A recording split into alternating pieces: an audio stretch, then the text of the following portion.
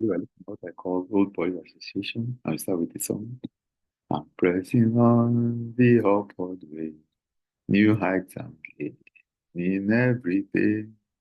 So praying as I onward bound, Lord plant my feet on higher ground. I want to start with prophecy word of knowledge, January 9, 2024. Please give a lift, particularly to your pastor and your friend, if you're in a position to do that. It's important. Old boys associations are alumni, usually people that attend the same school.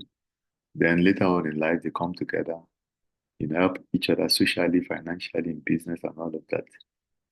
Which can actually be a very good thing, but it can also be, a force for negativity, particularly if you are dealing with people that are not future looking.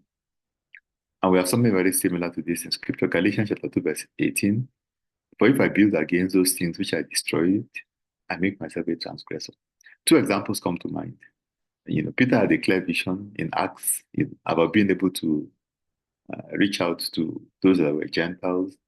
But of course, the Jews were not happy with this, and he tried to please them, by going back to the past. And Paul had to, even though Peter was supposed to be the head of the church, Paul had to withstand him and tell him this is wrong. And this is actually what we are talking about in Galatians 2, verse 18.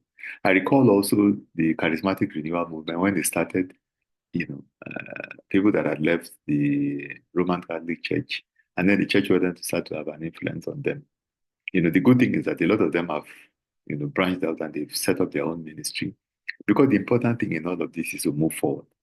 We don't allow any pressure to stop us from living for the Lord, living to please the Lord, advancing His kingdom. Anything that is going to stand in our way, we need to drop it, like it's ought.